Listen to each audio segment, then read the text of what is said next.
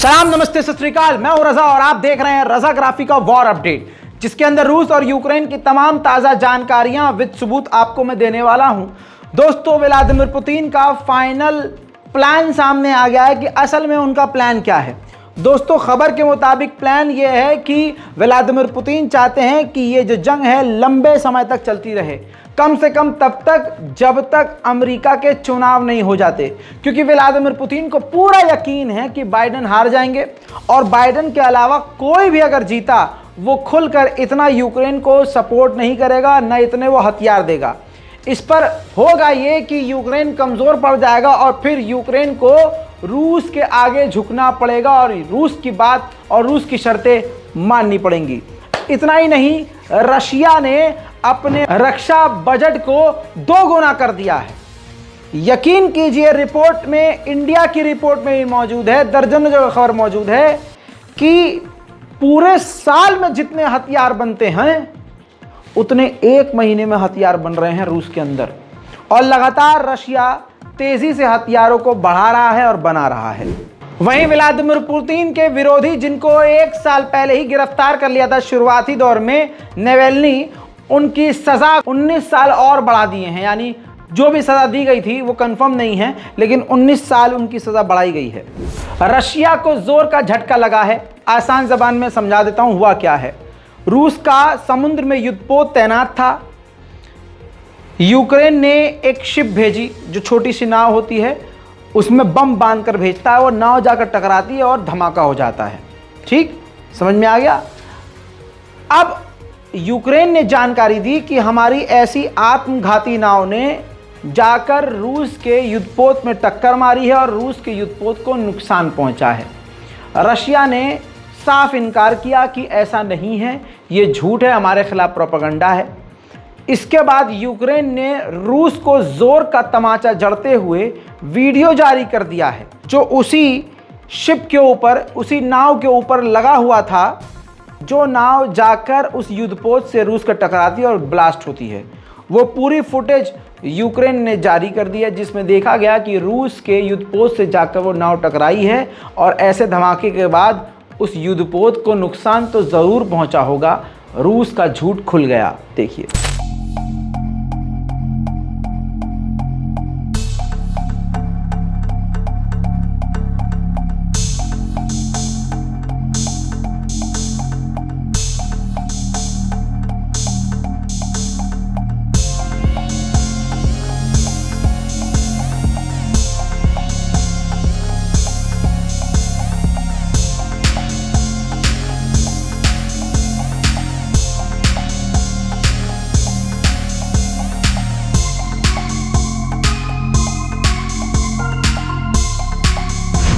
दोस्तों, खबर आ रही है पोलैंड की। हवा तो कल ही टाइट हो गई थी। पोलैंड में अब पूरे नेटो की सबसे बड़ी ज़मीनी सेना तैनात होने जा रही है।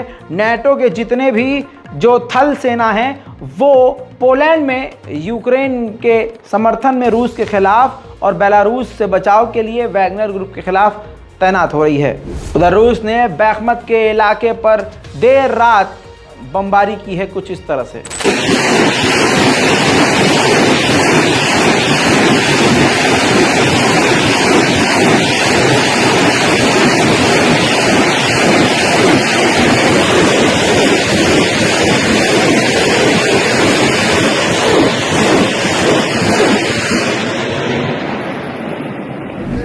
उधर ज़ेलेंस्की ने अमेरिका के रिपब्लिकन पार्टी के नेताओं से भी मुलाकात की है।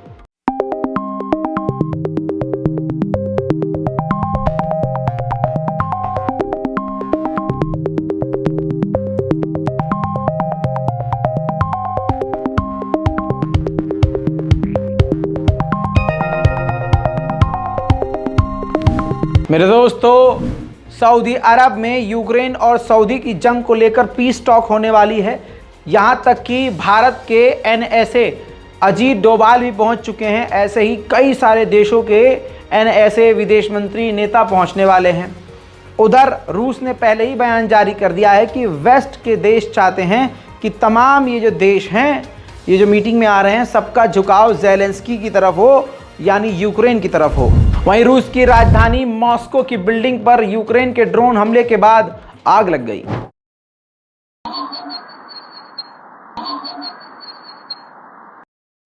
मेरे दोस्तों, रूस के रक्षा मंत्री आप देखिए उन तमाम जगहों पर गए हैं जो फ्रंट का युद्ध का इलाका कहलाता है, जो बिल्कुल फ्रंट लाइन है।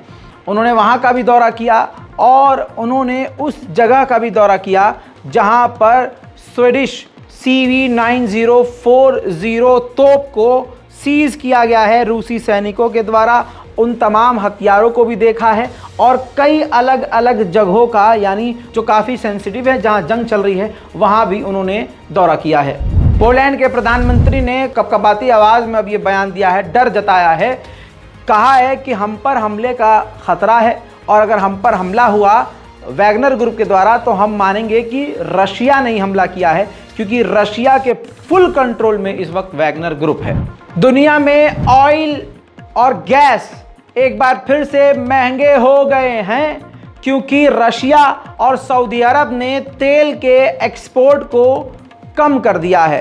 व्लादिमीर पुतिन ने एक बड़ा आदेश जारी किया है। व्लादिमीर पुतिन ने कहा है कि जिन विदेशियों पर हमने पाबंदी लगा दी है और उनकी प्रॉपर्टीज यहां रशिया में है, उनकी प्रॉपर्टीज को जब्त कर लो। उधर क्रीमिया निशाने पर है, रूस का इलाका क्रीमिया। रात होते ही कई मिसाइलों से यूक्रेन ने हमला तो क्रीमिया पर किया, लेकिन क्रीमिया में एयर डिफेंस सिस्टम जो रूस के हैं उसने मजबूती से काम करके यूक्रेन की तमाम मिसाइलों को रोक लिया।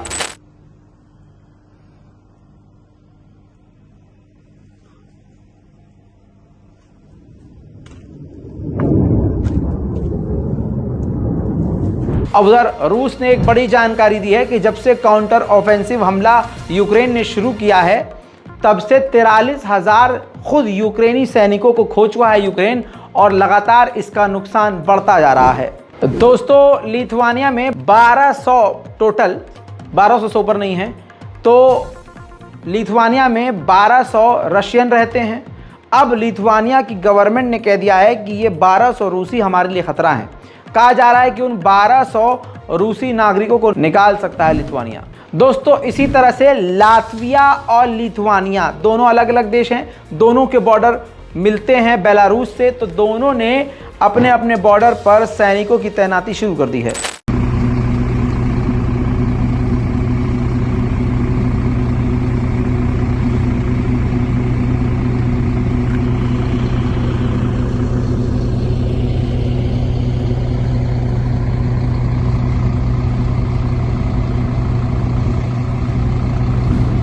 एक जर्मनी की ही रिपोर्ट के द्वारा जर्मनी का ही कांड खोल रहा हूं।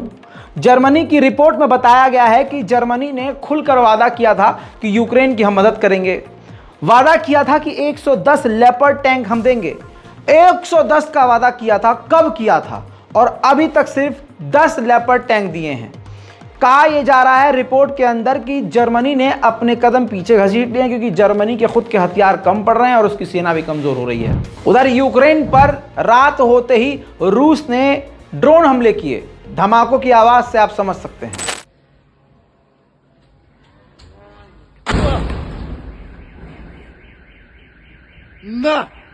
रशिया ने रात बड़े हमले करके यूक्रेन की कई तोपों को तबाह किया और अगले दिन उसका मलबा दिखाया।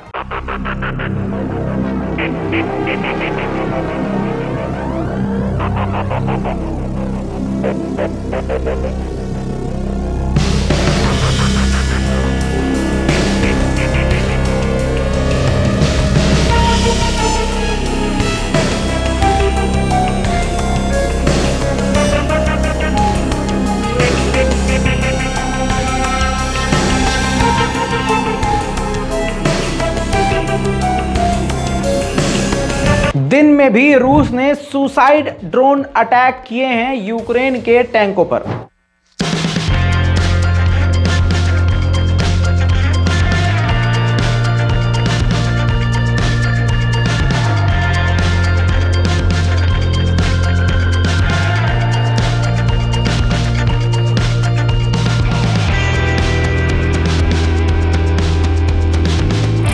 रूस और यूक्रेन के वॉर अपडेट में आज के लिए इतना ही। जल्दी से चैनल को सब्सक्राइब कर लीजिए, वीडियो को शेयर जरूर कीजिए और दुआ में मुझे याद रखिए। मैं हूं रजा और आप देख रहे थे रजाग्राफी। जय हिंद।